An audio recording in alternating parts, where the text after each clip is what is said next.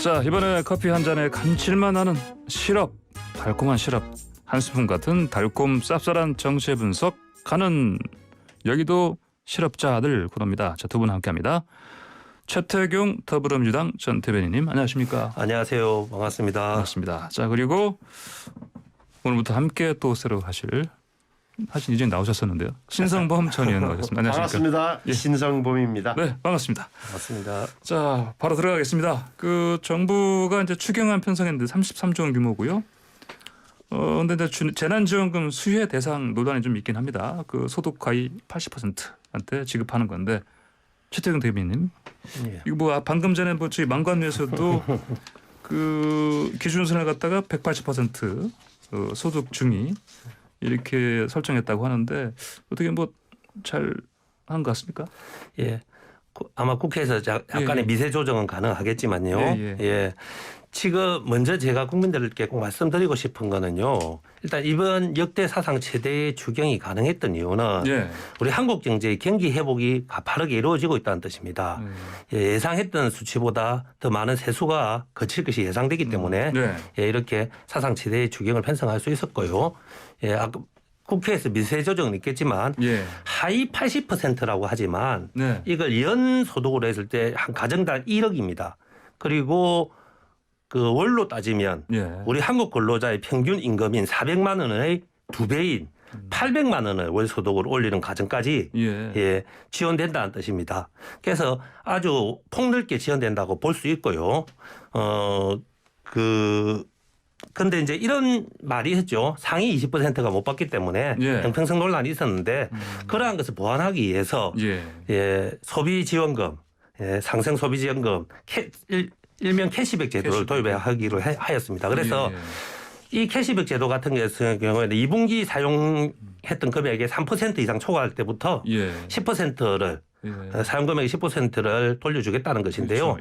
사실 이 제도는 기본적으로 고소득자에게 유리한 제도입니다. 고소득자가 아무래도 카드 사용을 많이 하기 때문에 그래서 상위 20%는 완벽하지는 않지만 이런 것으로 지원금을 보완하는 정부는 그렇게 설계하고 있습니다. 그렇군요.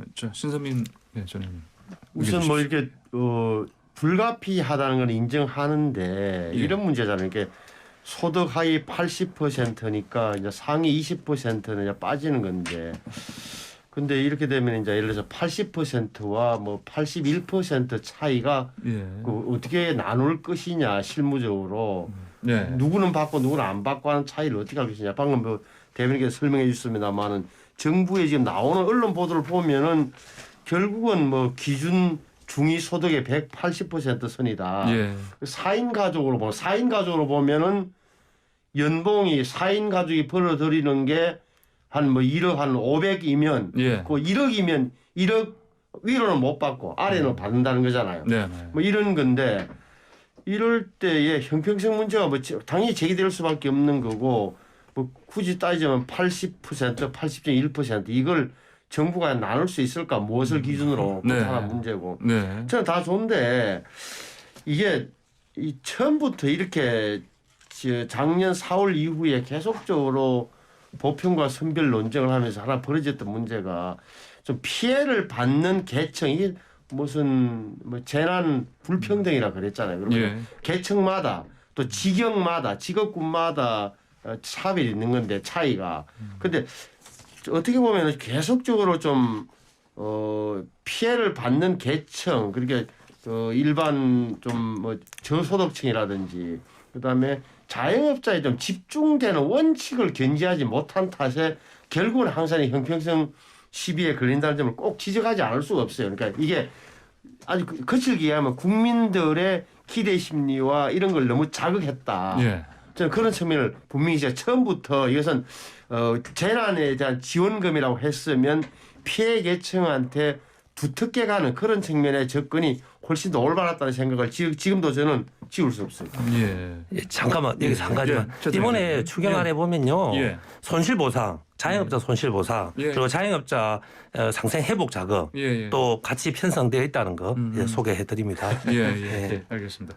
그나저나 신선문 주님께서 말씀하신 것처럼 이 경계 지역이 있지 않습니까? 이 부분에서 사실 이를테면 뭐 1만 원, 1만 원 차이로 그러니까 뭐 대상이 되고 그러니까 만 원 차이 예를 들어서 4인 가족이면 25만 원이니까 어떤 예, 집은 100만 원 받고 예. 나는 몇만 원 더 많이 번다는 이유로 소득이 높다는 이유로 예. 우리 집은 100만 원 못 받나 할 때 또 세금 내는 사람 따로 있고 지원 받는 거 따로 이 부분을 이렇게 설명하기가 곤란하다 이 말이 제 말. 예, 일리 있는 말씀인데요. 예. 100% 지급하지 않는 이상 경계에서 예. 예, 억울하신 분이 생기는 거는 예. 예, 어쩔 수 없는 부분도 홍남기 부총리도 그런 얘기 했습니다. 예. 그런 경계 쪽인 부분들은 감수를 해야 된다 얘기하셨는데 차라리 말씀하신 것처럼 차라리 100% 다 줘버리면은 또 이런 논란 없을 건데. 그러니까 이게 처음부터 제가 그래서 예. 말씀드린 이게 예. 좀줄 때부터 이 문제를 그러니까 피해 계층에 계속 예. 저소득층 예. 진짜 실직자 그다음에 피해를 직접 입은 중소 상호업자들 이렇게 집중됐어야 된단 말이에요. 그걸 못하다 보니까 손실보상금 제도를 뒤늦게 만들었지만 그것도 엄두가 안 나다 보니까 소급 적용을 못하고 예. 이 법이 시행 단후에 3개월부터 나오니까 실제적으로는 적용 안 되는 그런 법이 된 거예요. 그리고 제가 알고 있기는 예. 정부는요 코로나가 조금 더 종식되고 나면 예. 전 국민 1호금 성격의 예고차 지원을 할 계획으로 알고 있습니다. 예. 그리고 한 가지 빠뜨렸는데요. 실제로 피해를 입고 저소득층에 좀 두텁게 지원을 해주기 위해서 예. 예, 저소득층 가정에는 1인당 10만 원씩 또 추가 지원하는 것도 예. 이번 추경 예산안에 있습니다. 예. 좀 두텁게 하겠다는 거죠. 어려운 예. 가정에. 예, 알겠습니다. 자, 다음으로 자, 더불어민주당 그 대권 주자들이 이제 지난 3일 TV 토론 첫 TV 토론에서 뭐 격돌했다고도 하고 뭐 설전 벌였다고도 하고 아까 제가 인터뷰했던 박용진 의원께서는 뭐 논쟁했다 이런 얘기를 하는데 자, 근데 거기서도 저게 나왔잖아요. 그 기본소득 당연히 이제 예. 이재명 지사의 이전까지는 1호 이제 공약 같은 거였는데 이번에는 뭐 2순위다 이렇게 얘기하셨지만 어쨌든 그 얘기 나왔고 또 영남 역차별 얘기, 뭐 약장수 발언 여러 가지 대해 사실 이제 거의 뭐 이재명 지사를 이렇게 좀 공사에 협공하는 그런 상황이었는데 최태경 대변인님. 예, 솔직히 어떻게 지켜보셨습니까? 말씀드리면 예. 저는요. 예. TV 예. 토론하고 예. 국민 면접 경영 방식 최초로 올해 도입하는 경영 방식의 국민 면접을 두고 사실 걱정을 많이 했습니다. 아, 예. 왜냐하면 국민 면접과 신청 전문가 면접 선정 단계에서 논란이 좀 있었잖아요. 그렇죠. 예. 당내 분열도 좀 있었고요. 예. 그래서 걱정을 했는데 실제로 오픈해서 국민 면접 행사를 치르고 TV 토론을 치르고 난 뒤에 당원들의 반응이 폭발적이고 국민들은 또 상당히 호평하고 있는 걸로 저희는 분석되고 있습니다. 네. 예. 근데 이게 좀 솔직히 말씀드리면요. 예. 이게 이 우리 민주당 경선이 흥행하는데 우리 윤석열 후보가 좀 기회했다고 봅니다. 와, 왜냐하면 무슨 말씀이세요? 우리 경선 경연을 하기 직전에 윤석열 후보가 출마 선언을 했었죠. 그렇죠. 그런데 출마 선언 당시에 기자들 모아놓고 출마 선언문만 읽은 것이 아니고 본인이 장시간 기자들하고 문답식 토론을 했었죠. 그런데 윤석열 후보의 우호적이었던 보수 언론조차도 아직 준비가 좀 덜 된 거 아닌가. 부족한 자질에 대한 지적이 실타가 많이 있었습니다. 그 직후에 우리 이제 경선 경연을 하다 보니까 우리 후보들 오랫동안 정치하고 총리하고 대표하면 준비되었던 후보들의 정책적 자질이 많이 부각되었던 면이 있는 것 같습니다. 그리고 우리 이재명 지사한테 비판이 좀 집중되는 건요. 어떤 당의 경쟁이라도 지지율 1위 후보한테 좀 다소 집중될 수밖에 없는 부분이 있고요. 또 이재명 지사가 기본소득에 대한 를 그동안 워낙 강조하다가 약간 2순위, 3순위도 후퇴하는 듯한 면이 있었기 때문에 그 부분에 대한 약간의 가오에 대한 전략적 비판은 또 실제로 있었던 건 사실입니다. 알겠습니다. 신선방 조님께서는 어떻게 지켜보셨습니까? TV 토론이라든지. 지금 뭐 여권 안에서는 이제 1위 후보니까 이재명 지사가 협공을 당하고 집중 공격 대상되는 것은 지극히 당연한 건데 제 느낌으로는 이재명 지사가 저는 예상했습니다만 기본소득을 좀 빨리 포기하는 게 좋겠다는 생각을 계속 할 수밖에 포기할 것 같고 해야 된다고 생각해요. 그러니까 이번에도 이제 자기가 그 1순위 제일 공약이 아니라고 못을 박았잖아요. 근데 되돌이켜 보면은 작년 4월 달에 총선 이전에 제1차 재난지원금 줄 때 이재명 지사는 그걸 재난지원금이라 안 그러고 경기도에서는 재난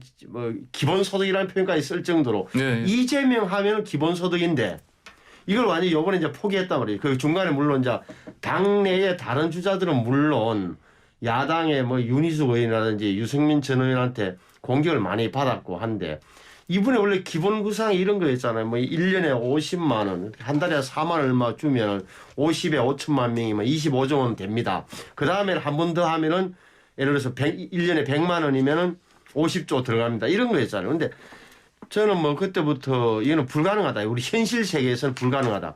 한 국가의 생산력이 엄청 높아서 생산력이라는 표현을 쓰고 싶은데 네. 생산력이 높아져서 어떤 국민이 좀 놀아도 된다면 이런 가능하죠. 유토피아라고 봤던 건데 어쨌든 빨리 포기해야 된다. 그리고 지금 저는 계속 이제 이 기본이라는 브랜드는 가져가고 싶었지만 현실적으로 불가능하다는 본인도 알고 중간에 발을 빼고 하는 건데 뭐 대통령 후보가 되시더라도 이거는 뭐 민주당에서 내부에서조차 수용 못하기 때문에 그냥 공약 포기하는 게 맞다라고 지금 깔끔하게 손 트는 게 좋아요. 예, 알겠습니다. 그리고 이제 또 이재명 지사한테 지금 사실은 또 토론회에서도 그랬고요. 특히 사생활 있지 않습니까? 예, 예. 물론 이제 그 형수 관련해서 욕설 관련해서는 그러니까 뭐 사과를 확실하게 했고요. 근데 이제 그 김부선 씨 관련해서는 뭐 그만하자 이렇게 얘기하던데 예. 이렇게 대응하는 게 맞습니까? 저는 이렇게 생각합니다. 이번 기회에 법적 문제에 해당되지 않는 사생활의 영역은 여야가 서로 공격하지 않는 이는 선거 문화, 정치 문화를 좀 만들었으면 좋겠다. 이건 제가 우리 당 이재명 후보를 옹호하게 하는 말이 아니고요. 지금 야권에서 지지율 1등을 달리는 윤석열 후보의 가족과 관련된 과거 지금 문제 이런 것도 나오고 있지요. 저희들도 이런 문제가 건드리지 말자. 여야와 언론이 이는 이제 법적인 문제에 해당되지 않는 사생활을 가지고 서로 공방하는 거. 이제 이 수준에서 좀 벗어났으면 좋겠고요. 저희 당 같은 경우에는요. 저희 당 후보들도 그런 마음을 먹고 있겠지만 당원들이 강력하게 요구하고 있습니다. 이런 것에 대한 공방을 하지 않기를. 그리고 또 하나 우리 당 경선이 지금 어제 국민 면접관 행사가 있었는데요. 종합 1위를 이낙연 후보가 있습니다. 그래서 이재명 지사는 3위 안에 못 들었어요. 순위권 바뀌었죠. 그래서 이재명 지사 입장에서는 아마 이런 생각을 했을 거예요. 지지율이 낮은 후순위 주자가 1등을 했으면 부담이 덜하잖아요. 그죠? 그런데 여권 지지율 2등 자기를 턱 밑에서 쫓아오는 이낙연 후보가 1등을 했기 때문에 아무래도 부담이 좀 될 것이고 앞으로는 그렇기 때문에 이재명 지사를 추적하는 이낙연 후보와의 경쟁이 좀 치열해질 수 있기 때문에 그런 사생활 공방보다는 정책적 뭐 이렇게 공방이 더 가열될 것이라고 보고 있고 당에서도 강력하게 그런 식으로 유도하고 있다고 봅니다. 아니 저는 이제 좀 대변인님의 생각이 다른 게 뭐 개인 사생활에 대한 당 안팎 뭐 이렇게 여야의 공방 같은 것을 뭐 자질해야 맞는 건데 이재명 지사의 그 김부선 여배우 문제는 당사자의 한 사람인 그 김부선 씨가 문제를 제기하고 있는 거 아닙니까? 예를 들어서 당신이 뭐 어떻게 서로 어찌됐건 뭐 그런 사이였는데 그것을 인정하라는 게 김부선 씨의 거듭된 주장이고 여기에 대해서 이재명 씨는 계속적으로 한 번도 시인을 하거나 뭐 한 적이 없잖아요. 지난번에 뭐 신체 검사까지 나왔습니다. 그럴 때는 제가 볼 때 이 부분에 대해서는 제 느낌은 어떤 거냐면은 형수 문제는 예를 들어서 형님도 돌아가셨고 시간도 지났기 때문에 본인이 사과한다고 눈물 흘리면서 정식으로 이제 인간성 부족했다라고 좋아요. 근데 김무선 씨 문제는 어떻게 보면 같이 이 부분에 대해서도 해주는 게 사실이라면 이게 거짓말이냐 아니냐 잘못하면 이 문제로 넘어갈 수 있는 영역이거든. 그리고 당사자 한 사람이 저런 말을 하고 있는데 본인은 계속 어쨌든 이 정도로 그만했으면 좋겠다. 가타부타 사실이다 아니다 답이 없이 이렇게 넘어가는 것은 이재명 지사 평소답지 않은 태도라고 저는 봐요. 이거 사실관계가 완전 오인돼서 말씀을 하시는데요. 이 논란은 수년 전부터 있어 왔던 것이고요. 김부선 실명 이야기도 어차피 공개됐으니까 김부선 여배우가 그런 주장을 하고 있지만 이재명 지사는 단호하게 부인하고 있습니다. 그러니까 사실이 아니라 양자가 주장이 다를 때의 경우에는 이걸 법정에서 처리할 수밖에 없고요. 그래서 이런 문제가 있으면 김부선 씨가 법적으로 처리하면 되는데 언론에 대고 계속 이렇게 개인 비방을 하고 있는 거죠. 그리고 제가 알고 있기로는 형사적 고소는 과거에 취하했던 걸로 알고 있습니다. 그래서 이런 상황에서 일방의 여배우의 주장만 믿고 계속 정치 공세를 하는 거는 공격을 향한 공격이라고 보고 국민들도 싫어할 것입니다. 알겠습니다. 자, 이제 윤 전 총장 얘기 좀 더 해야 되겠는데 보니까 그 장모 최모 씨가 그 1심에서 그 이제 법정 구속됐습니다. 예, 예. 그리고 지금 계속해서 다른 이제 재판도 지금 진행 중이고요. 예. 수사도 지금 몇 건 있고요. 윤 전 총장 본인 관련된 공수처 수사도 있고 자, 앞으로 이런 그 송사라든지 수사 상황이 윤 전 총장 앞으로 대권 그 가도에서 큰 어떤 변수가 될 수 있을까? 이건 신상문 전님께서 말씀해 주십시오. 예. 큰 변수가 될 것이냐, 작은 변수가 될 것이냐, 중급 변수가 될 것이냐, 예, 예. 누가 알겠습니까? 다만 예. 제가 항상 이 말씀은 이 문제는 핵심은 이거예요. 핵심은 자 윤석열 검사가 결혼하기 전에 뭐 나이 뭐 처갓집 문제에 대해서는 일반인들도 50 넘어서 결혼한 마당에 예. 띠동갑 어린 그 여성과 결혼한 마당에 결혼하기 전에 문제에 대해서요. 뭐 처갓집에 대해서 책임질 게 있느냐는 게 일반적인 정수고 결정적인 건 뭐냐면 적어도 윤석열 전 총장의 타격이 가려면은 윤석열 검사가 검사, 부장검사, 검사장, 검찰총장 시절에 겉으로는 법과 원칙을 이야기했지만 사실은 수사한 내용을 보니까 누구를 봐주고 누구를 더 처벌하고 이런 게 나와야 되는 거예요. 네. 그 윤석열이 이야기하는 법과 원칙이 사실은 양두구역이었다. 실제로는 편향적이고 아주 뭐 잘못된 검사였다는 게 그런 증거가 나오지 않는 이상 지금으로 봐서는 윤석열 전 총장이 크게 타격이 입을 일은 없다라고 봐요. 다만 장모 예. 문제는 예, 예. 예를 들어서 뭐 그 문제도 우리가 좀 지키게 들어가 보면은 그럼 장모가 6년 전에 그 무혐의 처리될 때 윤석열 당시 검사가 어떤 영향력을 행사했을까가 관건인데 그 사건만 보더라도 아시는 대로 수사는 당시 검찰이 고양지청이 한 게 아니라 파주 경찰서가 한 거예요. 네. 근데 수사 지휘는 이제 고양지청이 했겠죠. 예, 하지만 그 1차 경찰 수사에서 당시 최 씨, 예. 지금 윤 총장의 장모는 책임 면제 각서라는 거 동업자들이 써준 그걸 빌미로 경찰도 그걸 믿었는지 그냥 입건조차 안 하고 최 씨 참고인 조사만 받고 빠져나갔단 네. 말이에요. 예. 그 단계에서 검찰로 넘어왔는데 당시 고양지청에서 그러면은 최 씨를 다시 넣어 뭐 입건을 해 이렇게 네, 지시하지 않았다는 건데 그게 과연 그러면 그때 저 태국 고검에 있었던 윤석열 부장검사가 어떤 역할을 했을지 잘 모르겠고 예. 그러면 미지의 영역이다 이 말이 제 말은. 예. 예. 예. 네. 예, 예. 근데 이제 여당에서는 뭐 또 이제 장모라든지 또 뭐 그 배우자 김모 씨, 김건희 씨 이야기 나왔으니까 뭐 경제 공동체 이렇게 하시는 공세를 펴고 있는데. 예. 예. 예, 우리 받아서 예, 예, 의원님 예, 말씀 예, 받아 네. 조금만 이야기 드리면 네, 네. 의원님도 지금 말씀하시면서 네. 이 사건이 상식적이지 않았다는 걸 자연스럽게 말씀하신 그렇죠. 거예요. 네, 네. 경찰 책임 수사에서. 면제 각서 예, 예. 하나 가지고 맞아. 예, 본인만 장모만 살아났다는 건 상식적이지 않다는 거잖아요. 예. 그래서 이 건의 핵심은 이겁니다. 지금 현재 수사에서 바로 기소되고 네. 바로 재판장이 3년 구형을 3년 선고를 해서 법정 구속까지 할 정도로 이 사건의 실체는 이 장모가 죄가 있다는 건 명백하게 쉽게 드러나는 일임에도 불구하고 네. 6년 전에는 어떻게 동업자 3명은 실형을 살았는데 본인만 살아남았는가. 그렇죠. 이것에 대해서는 상식선에서 국민과 언론이 궁금해할 수밖에 없는 거예요. 궁금해하는 의혹을 제기한 건 너무 지극히 합리적인 것이고요. 예. 아까 의원님도 말씀하셨지만 핵심은 윤석열 검사죠. 그 당시에는 검찰총장 되기 전이죠. 당시에 윤석열 검사가 장모만 있어 살아나고 빠져나가는 예, 어떤 예. 역할을 했는가. 이거는 필히 검증될 수밖에 없는 일입니다. 왜냐하면요. 그때 장모만 빠져나온 책임 면제 각서 하나 가지고 수사 안 받는 것 자체가 납득하기 힘든 거거든요. 만약 그런 일이 실제로 합법적으로 존재한다면 우리 한국 사법 체제에 문제가 있는 겁니다. 예. 그래서 이게는 여야의 싸움이라기보다는 국민 검증의 과정으로 놓고 우리가 이야기를 해야 되고요.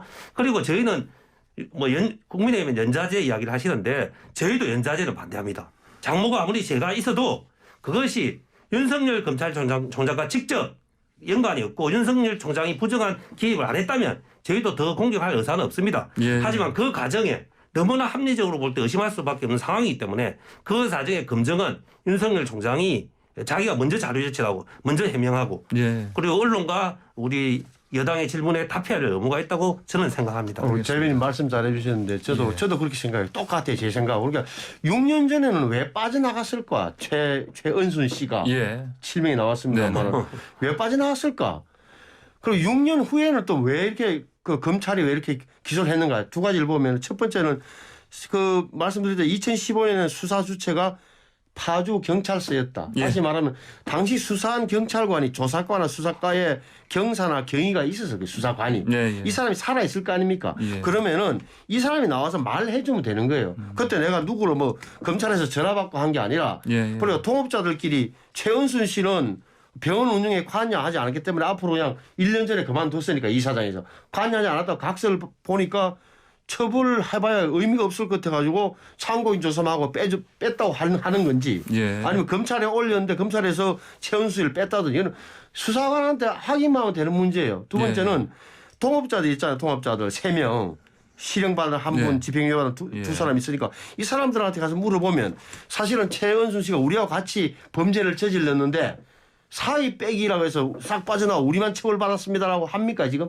다 나와 있는데 다 출소해서 이 부분에 대해서는 사실 아니 예, 예. 그게 상식적이라는 거 말씀드리는 저는 거고. 다른 반박이 아니고 한마디 예. 국민들이 오해하실까봐 예. 얼마 전에 수사권 독립이 경찰이 수사권을 확보하기 전까지는 예. 경찰 수사의 힘보다는 예. 그 수사를 지휘하는 검찰의 힘이 훨씬 더 강했다는 거. 맞아요. 검찰이 그것이 지휘했으니까. 한국 사회 현실이라는 거. 예. 그거는 꼭 말씀드리고 그러니까, 싶습니다. 아니 이게 2015년도에 제 말은 이제 고양지청에 올라가는 단계에서 경찰 단계에서 최은순 씨는 참고인으로 해서 검찰까지 올라가지 않았다는 걸 지적하는 거예요. 제 말은. 그러니까 네. 뭐 영향력 행사에 예를 들어서 저도 그걸 의심을 했죠. 경찰 조사에서 참고인이라는 것도 말이 안 되죠. 그러니까 말이 안 공동 되는 거야. 소유주인데 어떻게 세 사람은 예. 피의자가 될 수 있고 한 사람은 참고인이 될 수 있어요. 아니 그러니까 예. 이 부분에 대해서는 아무도 모르는데 저도 예를 들어서 이런 거 저도 예를 들어서 예를 들어서 고양지청의 수사지휘 검사가 굳이 의심하자면은 예. 저 멀리 대구 고검에 가 있는 윤석열 전 예. 검사가 우리 검사 선배니까 선배 검사의 예. 예. 장모니까 봐주자라고 했거나 아니면은 윤석열이 몰래 전화해서 야 내 장모니까 알았지? 뭐 이렇게 했다는 건 네. 아니면은 뭐로 설명할 수 있냐고 이 부분을. 아주 알겠습니다. 간단한 비유 하나만 되겠습니다. 예, 예. 두 사람이 도둑질을 같이 했어요. 예. 근데 도둑질을 했던 한 사람이 나머지 한 사람한테 책임 면제 각서 써주면 나머지 한 사람은 처벌 안 받는다는 뜻이잖아요. 네, 맞아요. 예, 이런 알겠습니다. 국면이 말이 안 아니 됩니다. 오케이 이제 저는 더 이상 알겠습니다. 그 판단을 경찰관이 내렸을 가능성이 현실적으로 예. 제 취재 경험이나 모든 걸 비춰보면 많다는 거고 또 하나는 그 사건이 왜 6년 후에 문제된 이유는 아시는 대로 예. 작년 4월달에 최강욱 의원하고 몇 사람에서 재수사 의뢰했고 그걸 추미애 장관이 받아들여서 윤석열 당신 손대 해가지고 네네. 중앙지검에서 다시 기소한 거라는 그 현실적에도 또 아주 좋은 사실 담아 있는 말씀하셨어요. 예, 추미애 알겠습니다. 장관이 수사지휘권 행사 안 했으면 밝혀지지 않았습니다. 자, 알겠습니다. 자, 오늘 두 분의 토론은 여기까지 듣겠습니다. 자, 네, 감사합니다. 고맙습니다. 고맙습니다. 네, 지금까지 신성범 전 의원, 최태경 더불어민주당 전 대변인과 함께했습니다.